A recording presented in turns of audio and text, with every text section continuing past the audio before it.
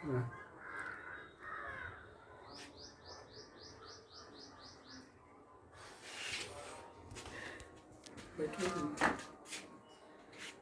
पीछे मत।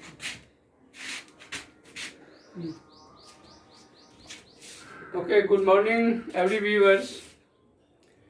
And this video is belongs to standard 7 and which will and it is belong to civics also. Subtopic is that democracy and subtopic is that evolution of democracy part 2. Means evolution of democracy का ये दूसरा part है। इससे पहले part में evolution of democracy के बारे में हमने कुछ चर्चा किया था, जिसमें particularly in monarchy and oligarchy in both of this system we will discuss during previous period. So in this period we will discuss the other means of democracy या other means of ruling.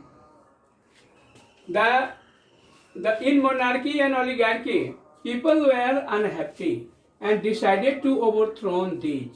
मतलब ये कि monarchy और oligarchy में people जो थे वो खुश नहीं थे और वे चाहते और उन्होंने फैसला किया कि इन मोनार्की एंड ओलिगार्की को ओवरथ्रोन किया जाए, इसे उखाड़ फेंका जाए, इस सत्ता को बदला जाए। इसी दरमियान एक नए लीडर्स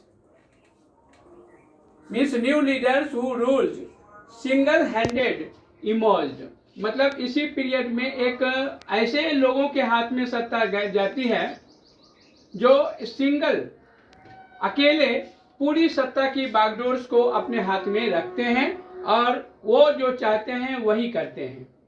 दूसरे इसमें पब्लिक वेलफेयर का कोई इश्यूज नहीं होता, पब्लिक वेलफेयर के लिए कोई जगह नहीं होती और अदर्स के लिए कोई जगह नहीं होती। तो this type of ruling system is considered as dictator and tyrants. मतलब ऐसे लीडर जो अकेले सत्ता की बागडोर को संभालते हैं तो उन्हें जो है डिक्टेटर्स या ट्रेंड्स कहा जाता है। आइए डिक्टेटरशिप के बारे में देखते हैं।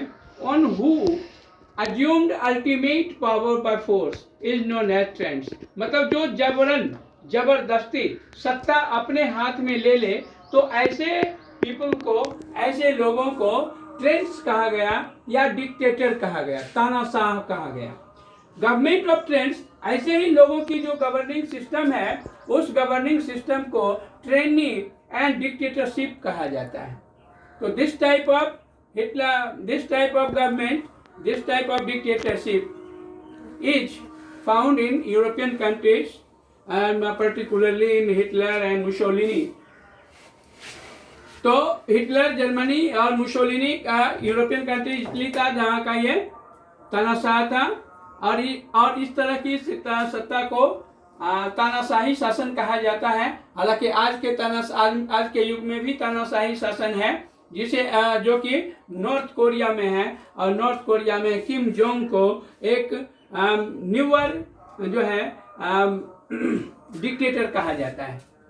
तो monarchy and oligarchy and dictatorship ये सभी जो थे इन सभी सारे सिस्टम्स को टोटलिटेरियन रीजन्स कहा गया। टोटलिटेरियन मीन्स सब कुछ इनके हाथों में, सार्वभौमिक सत्ता का पीरियड इनके हाथों में हुआ करता था, where government exercise absolute power and people have no say. मतलब इसमें ये जो डिक्टेटर हुआ करते थे या मोनार्क हुआ करते थे, ओलिगार्की हुआ करते थे, इनके हाथों में ही सारा सत्ता शासन की बागडोर हुआ करती थी और ये पब्लिक वेलफेयर के लिए ये कुछ भी नहीं सुनते थे और टोटल अपने ही स्वार्थ की बात किया करते थे और अपने ही सारे टैक्सेस, अदर्स जितने भी बैड एक्सरसाइजेस थे वो सभी लोगों पर जुल्म सितम ढाया करते थे। While democracy is rule of people, तो इस तरह की monarchy and oligarchy and dictatorship में जनता के लिए कहने के लिए कुछ नहीं होता, जनता कुछ नहीं होती है, जनरल पब्लिक, आम पब्लिक कुछ नहीं होती। वहीं दूसरी ओर एक ऐसा रूलिंग सिस्टम है जिसे डेमोक्रेसी कहते हैं। And democracy is the rule of people. Democracy जो है वो पीपल का रूल है, लोगों का शासन है, और ये जस्ट रिवर्स है, जस्ट इसका उल्टा है, इसका रिवर्स है। अराउंड 500 BCE, मतलब ईसा पूर्व 500 ईस्वी में, in Athens a Trent was thrown out, मतलब एथेंस में ऐसे ही एक डिक्टेटर्स थे जिसे उखाड़ फेंका गया। एंड फर्स्ट डेमोक्रेटिक गवर्नमेंट जो है वहां बॉर्न हुई थी। Means first democratic government was born, मतलब पहला जो डेमोक्रेटिक गवर्निंग बॉडी थी उसका जन्म होता है एथेंस में 500 BCE में।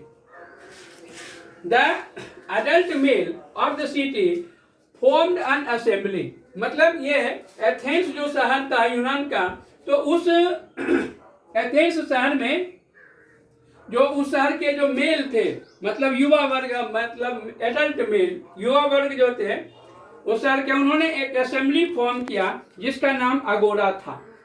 Where participated in the decision making process directly, जहां ये एडल्ट मेल ने डिसीजन मेकिंग का काम जो है वो पर्टिकुलर वो डायरेक्टली करने का प्रयास किया। ये पहली बार था।